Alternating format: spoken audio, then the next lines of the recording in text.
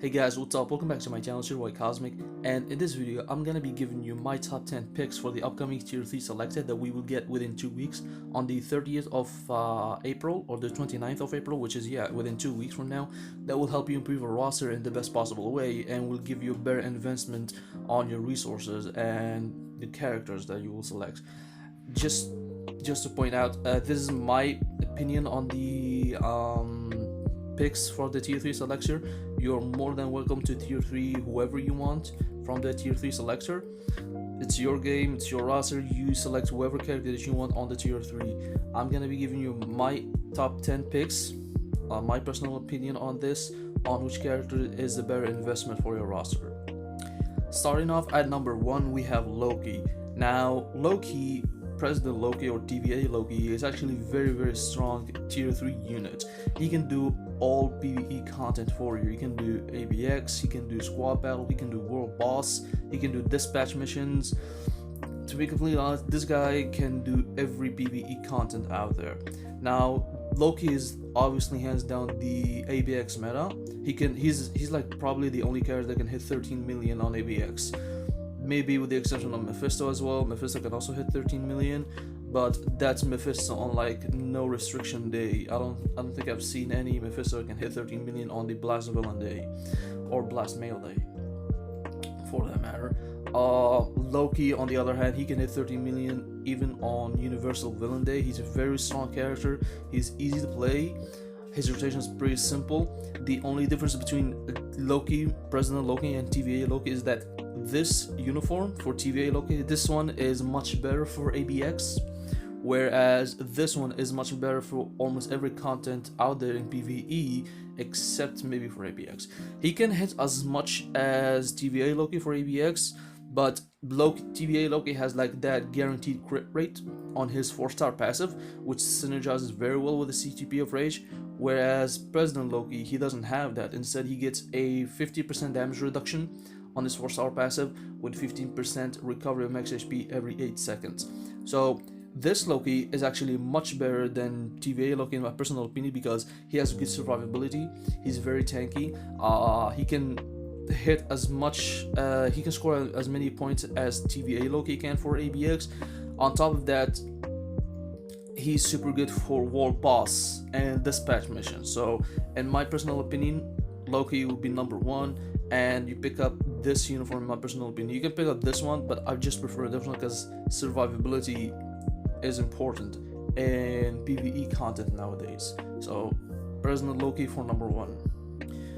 And number 2, we have Spider-Man. Now Spider-Man, I put him in number 2 because he's a very versatile character.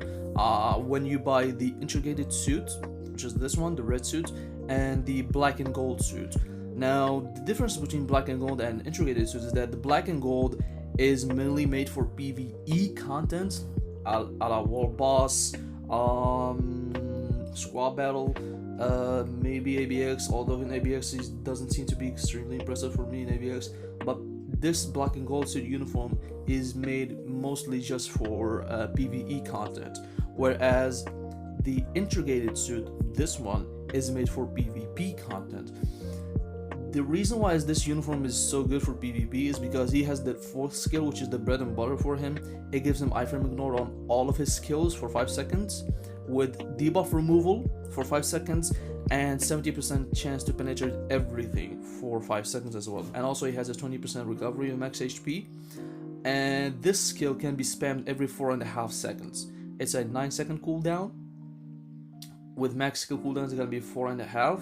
And the skill effects last for 5 seconds, which makes every skill in his kit able to attack enemies who are activating the iframe ignore effects, because that's what it listed. Enables attacking enemies who have activated the ignore targeting effect for 5 seconds. This applies to all of his skills. This uniform is super good for PvP. He hard counters Dr. Doom, Thanos, Adam Warlock, Emma Frost. He hard counters all these guys. He is super good, super versatile for PvP. He can clearly take out every PvP character out there. Sentry. There are exceptions for PvP characters like Gilgamesh and Wolverine that can counter Spidey, but chances are very small. On top of that, he had that humongous advantage over supervillains faction, which increased basic damage dealt to supervillain by 60%. That's actually really good. That's basically White Fox support passive on his tier 2. He is very good character, is very strong. If you're going to select Spider-Man, make sure you buy the integrated suit and you buy the black and gold suit. The black and gold suit helps him very well for PvE. Has a very long animation on his 4th skill. He has an increased damage for 1 attack on his 5th skill. It's like a damage proc on his 5th skill. It's actually really good. It helps him ramp up the damage much quicker and much faster. Yeah, Spider-Man, in my personal opinion, will be number 2 for this pick, and definitely pick up the 2 uniforms, the latest 2 uniforms, which is the black and gold suit and the integrated suits. Keep in mind they are synergy uniforms, so once you buy one uniform, the other ones are going to be discounted, and you can buy it much cheaper next time there will be a uniform discount. So for number 2, it's Spider-Man with the black and gold suit and the integrated suit. At number 2, I have Captain America Sharon Rogers. Now, Captain America Sharon Rogers, she is a very strong PvE character. Ever since she came out and she got her tier 3 and the uniform, she was very top tier PvE meta. She's never fallen off in the meta. She's always been like the top 10 best PvE characters in the game, even for newer players. She's very easy to play. She has insane tier 3 damage. Like, her tier 3 deals insane damage. The legendary defender is actually really crazy. Her rotation is pretty simple. It's 3 delayed cancel, 5 delayed cancel, 4 proc, and you do the same thing: 3 cancel, 5 delayed cancel, 4 proc, and after that you do 3 cancel, 5 delayed cancel, 6 proc. Her rotation is actually pretty simple. She deals an insane amount of damage. It's not funny at all. The amount of DPS that she packs in her skills is actually absurd. On top of that she has the accumulation charge up for her 3rd skill, which is 100% increase of charge rate to accumulate true damage effect. That's actually very OP in my personal opinion. It's very strong. Tier 3, much easier to play, and like you will not miss out on any of her damage. Keep in mind that if you have the Star Knight armor, you probably don't want to get the Light Sirius armor. The only difference between Light Sirius and Star Knight is that the Light Sirius, she gains a 4-second invincibility on her 4th skill. Excuse me, she gains 1 second invincibility on her 4th skill. I thought it was 4 seconds, I might be wrong, but yeah, she has invincibility on her 4th skill, which makes the character unable to be guard broken and guarantees the damage for her skills. She still maintains the same playstyle: 3 delayed cancel, 5 delayed cancel, 4 proc, and that's it. That's the only thing she gets, just invincibility on her 4th skill, which makes her unable to be guard broken. If you have this uniform, the Star Knight uniform, you might don't want to buy the Light Sirius armor uniform, but if you didn't buy the Star Knight uniform, then you should go ahead and buy the Light Sirius armor. Jesus Christ, she has so many Light, Starlight, Dark Star armor names, bro. Anyways, for number 3, I have Sharon Rogers.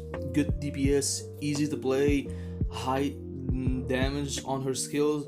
Also, her build is very generic. She's very normal build. She has Hawkeye and a CDB of energy, and I have her uniform at Mythic.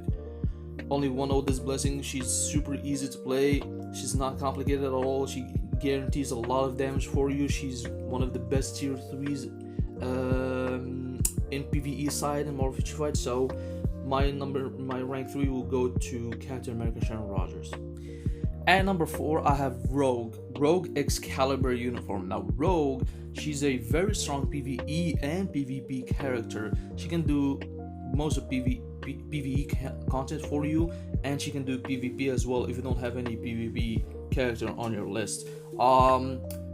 She's very well. She has a lot of damage. Her playstyle is not proc friendly at all, But once you give her a CTB of Judgment or Rage, because the way Rogue works is that she's obviously not proc friendly at all, and you have to proc on all of her skills to deal the damage. So I give her a CTB of Judgment, which is almost perfectly rolled CTB of Judgment. Her uniform is still at advanced, although I'm going to get her to Mythic very soon. Her Tier 2 passive is the bread and butter, what makes all of her skills hit really hard.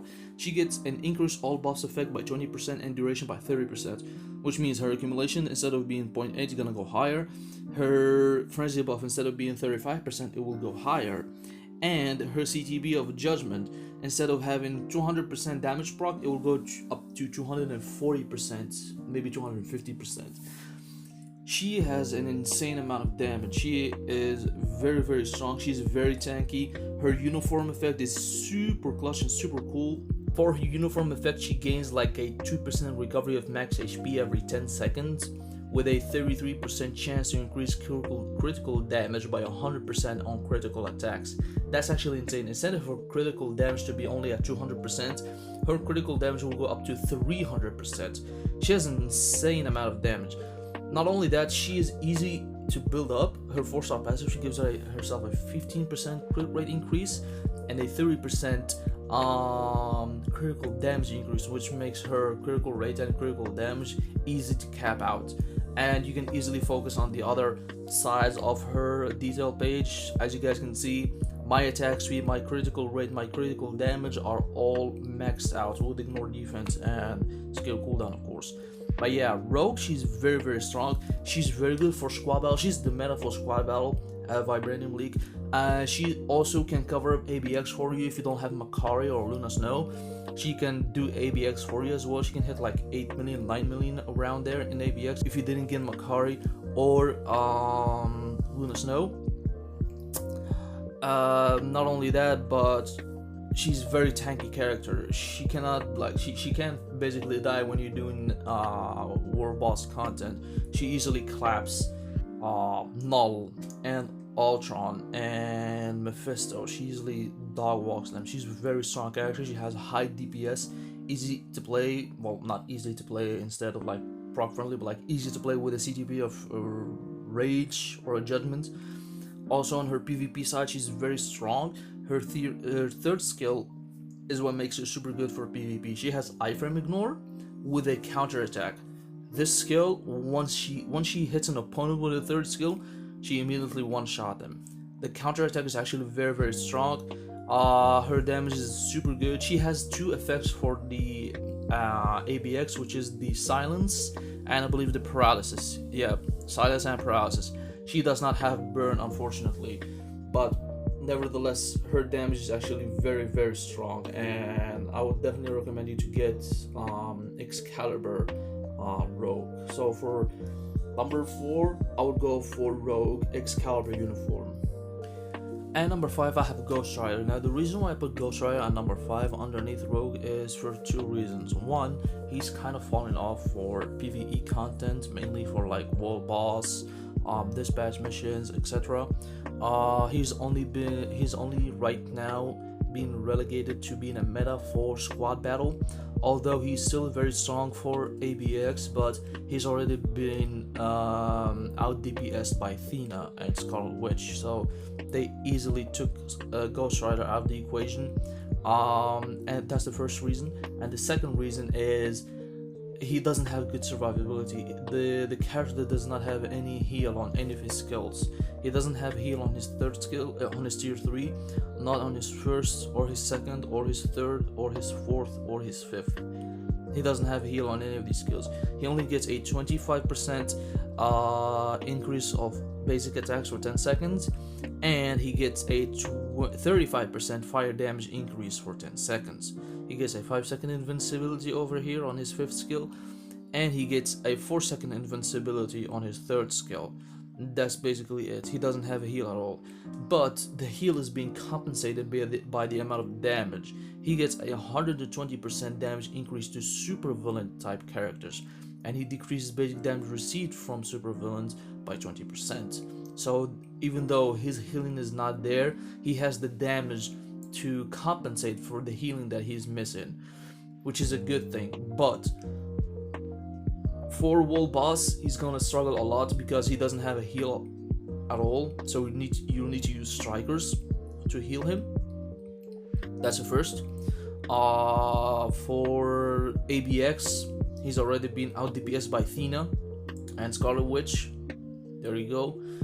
So he's been relegated only for squad battle. For dispatch missions, you got Loki and Mephisto. They can cover up for you. Loki and Mephisto, they can do dispatch missions easily. So the only place was he actually shining right now and holding on is squad battle Vibranium League, where there's like this requirement about universal hero male human. I think that's the requirement for it in squad battle, and he that's where he's relegated to nowadays. So that's why I have him at number 5, because he's kind of falling off in PvE, and his survivability is not as good as Rogue or the other characters that I mentioned above. So at number 5, Ghost Rider with the King of Hell uniform. And number 6, we have Daredevil Fall from Grace. Now Daredevil, he's a very solid unit for PvP content. He's not meta on his own at all. You will need to pair him with Luke Cage and Jessica Jones. Reason for that is because the Defenders characters, when they work on their own, they don't work properly. You have to put them in the team for them to function at their max capabilities. Daredevil is one of these characters. He cannot function on his own. He will need the Luke Cage and he will need Jewel for him to be really, really good in PvP. His PvE value is not that bad either. He has some PvE value in there, here and there, but most players, they just build him for PvP because one, he has a very strong heal. It's 30% recovery of max HP for 1 second when dodging. It has a 9-second cooldown. I would prefer if they just made it like maybe 4 seconds cooldown, maybe 3-second cooldown, but like 9 seconds is a bit too much for him. But yeah, he's a very strong character. He has an ignore dodge by 70%, which is insane for PvP. Characters of like high dodge like Quicksilver and Spidey, they get hard counted by Daredevil because he just ignores 70% of their dodge. Not only that, but he also has a guaranteed dodge rate by 30%. Also he has skill damage and bonus damage, which is good. But Daredevil has mainly been used for PvP nowadays because he has a iframe ignore with a counter attack skill. This third skill, it's an instant one shot. Once he hits the opponent, they're done. They're completely done. They don't survive this. Nobody survived the third skill of Daredevil. He completely one-shots them. Also, he has a super guard break on his fourth skill. Yep, super guard break on his fourth skill with a frenzy buff. Not to mention, he also has a long iframe on his fifth skill. He has other iframes, I believe, on his first and his second skill as well. So he's very packed up for PvP. Like I said, his PvE value isn't that bad, but in order for him to be functional in PvE, you will need to give him a CTP of Rage, because he's sort of a proc friendly, but he always activates the CTP or the proc right at the end of the rotation. So most people just like build this guy for PvP because that's where he dominates alongside Luke Cage and Jessica Jones, because when they work together as a team, they become a very solid unit in PvP, and I guarantee 100% Daredevil is one of those guys in PvP that when you put him with Luke Cage and Jessica Jones, he becomes a top tier PvP character. So at number 6, it's Daredevil with Fall from Grace uniform. And number 7, we have Captain Marvel, the Last Avenger. Now, Captain Marvel, the Last Avenger, she becomes a villain herself when she gets this uniform. The Last Avenger uniform makes her a super villain. If you guys can look in the details page, she gets super villain tag. Well, not super villain tag, but like super villain side for the character. She hard counters the villains herself, like Thanos, Doctor Doom, and all these Immortal Hulk, all the villains out there. A reason for that is her uniform effect gives her a 50% damage increase to supervillains, a 50% damage decrease from supervillains, and an extra 40% damage reduction. So basically, she deals 50% damage increase to supervillains, and she decreases 90% from the supervillains. She decreased 90% damage received from supervillain, which is very good. It makes her very tanky against supervillains, and it makes her a hard counter against supervillains as well. Not to mention, she is kind of good for squad battle if you don't have Dr. Doom. She can do some squad battle for you. In squad battle, there's this requirement in Vibranium League, which is the human supervillain requirement. She can do pretty good score for you in there. She's not the best one. I believe Dr. Doom is still the best for that requirement in squad battle, but she can do the work for you if you don't have Dr. Doom for squad battle as well. Her ABX performance isn't that good, unfortunately, neither her world boss performance. She's mainly been relegated as a hard counter to supervillains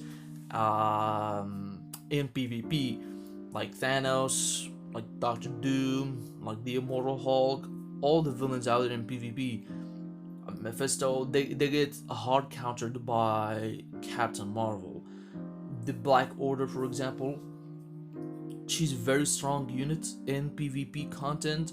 Hard counters them.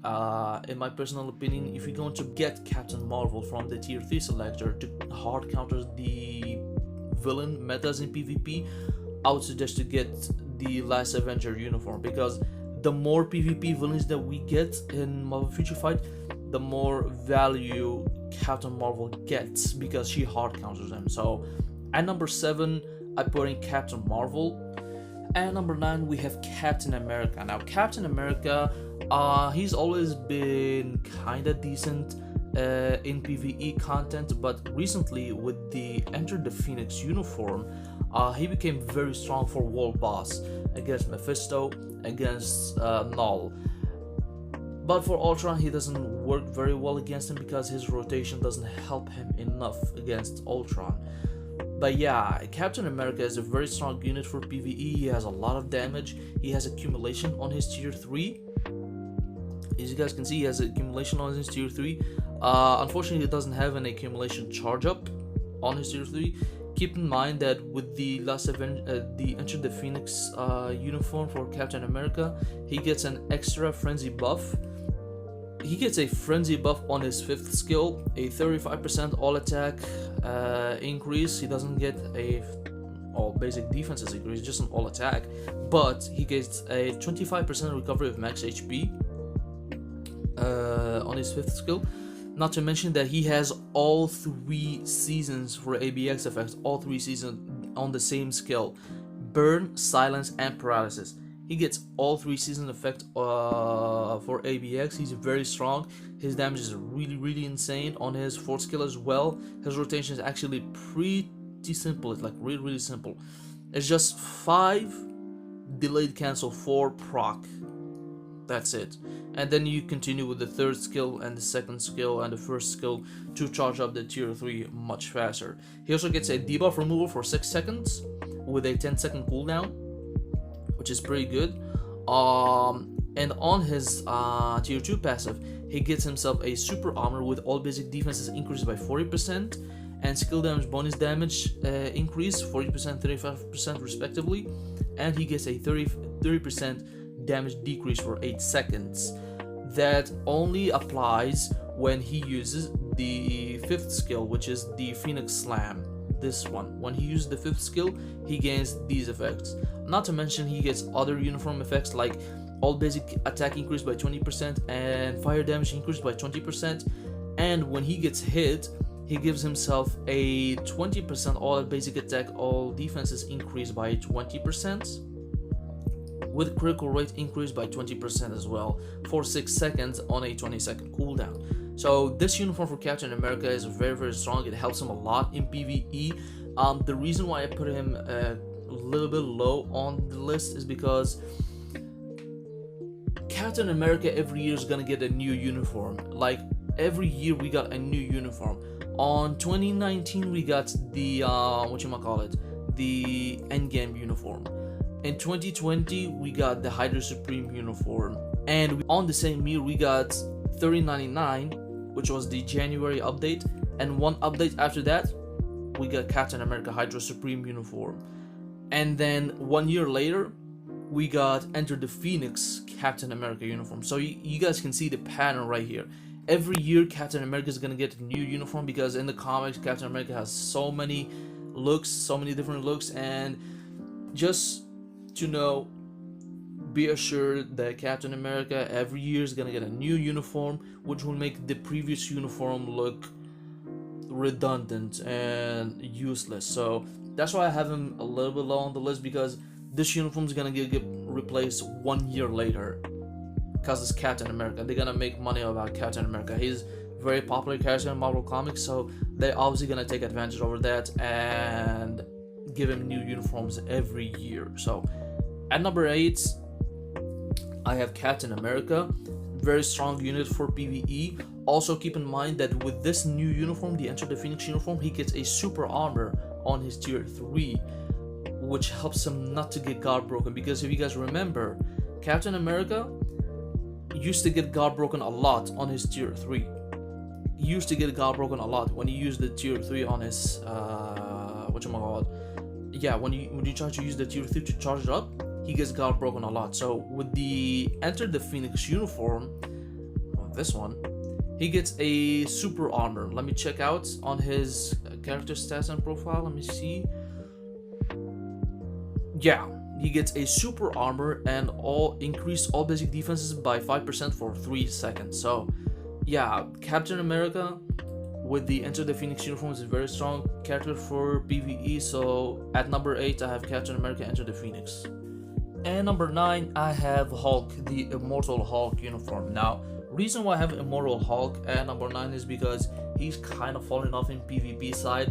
In Marvel Future Fight, there are much better characters in PvP, but he's still actually holding on his own. He's still very strong PvP character. He is still very tanky, I'd say, because you guys remember, the more HP he gets, the more damage he deals. So his damage is based on his HP, which is very good for PvP players. And he's still a very strong unit for PvP as well. He can still take out Dr. Dooms out there. If you have a very, very tanky Immortal Hulk, he can still take out some Dr. Dooms out there.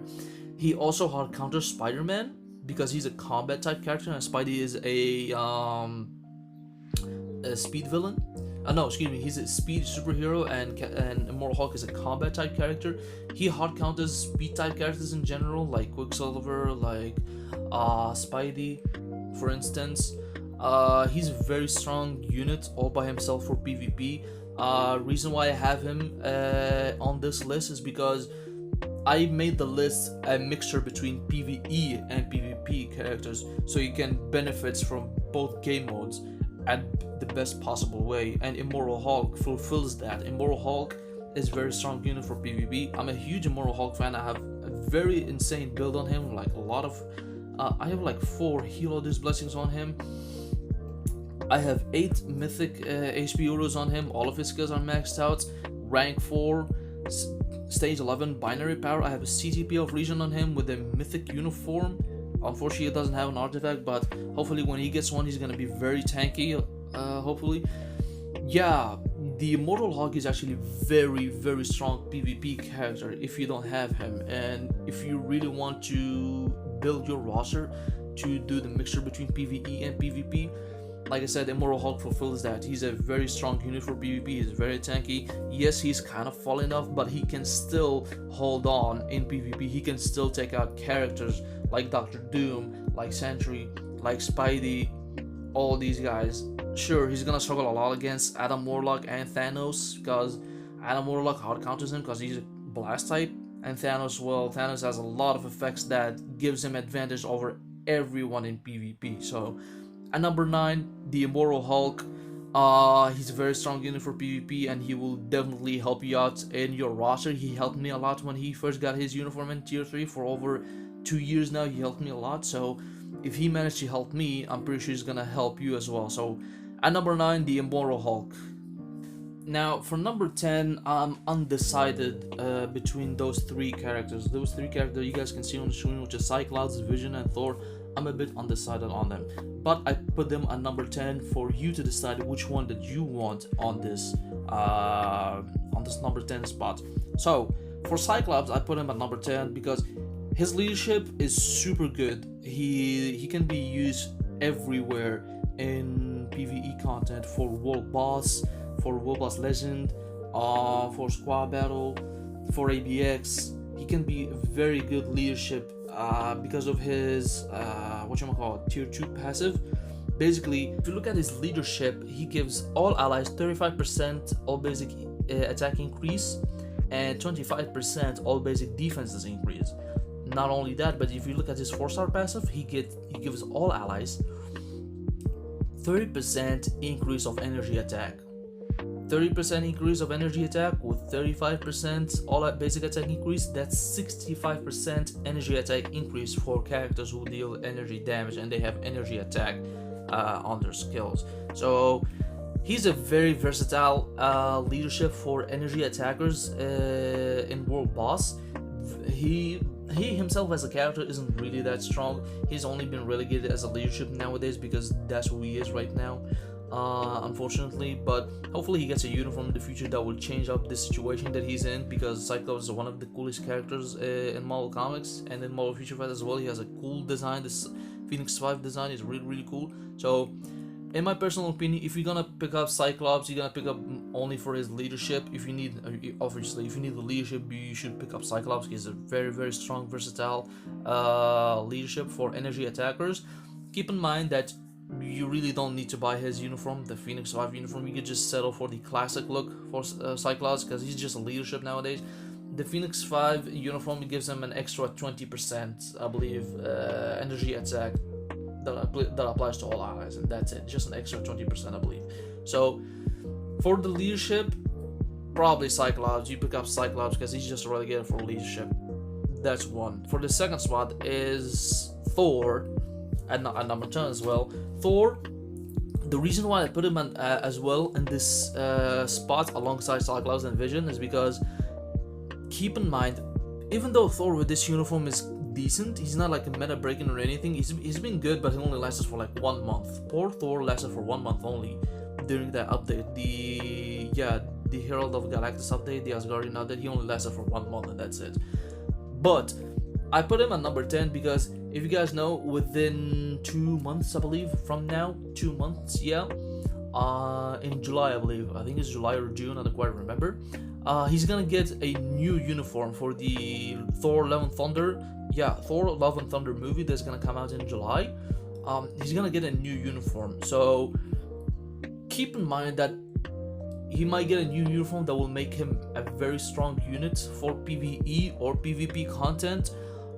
That's why I put him at number 10, just for that specific reason for the upcoming movie, because right now Marvel Future Fight, they make insane uniform for movie characters like Shang-Chi, or I don't know, the Falcon and Winter Soldier TV show, or the Loki TV show, or the Eternals movie.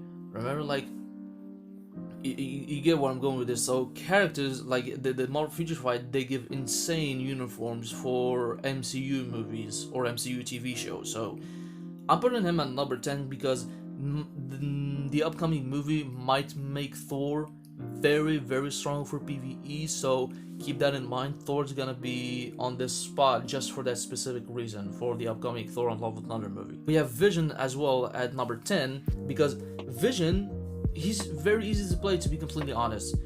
He has insane damage. He has accumulation, 0.8 accumulation. He's got a frenzy buff, 40% all basic attack, all basic attack and defenses with 30% crit rate and 10% recovery with 100% chance to penetrate everything. His rotation is actually pretty simple. It's 3 delayed cancel 4, delayed cancel 5 proc. That's it. That's all he gets. He's a very strong unit. His tier 3 hits so hard. It has a long animation with a CTB of energy or a mighty CTB of destruction that if you have on Vision, he's gonna hit so much harder for you. In Marvel Future Fight content, mainly like World Boss. For ABX, he doesn't seem quite good, unfortunately. For ABX, he really doesn't seem impressive at all. But for World Boss, he's very strong.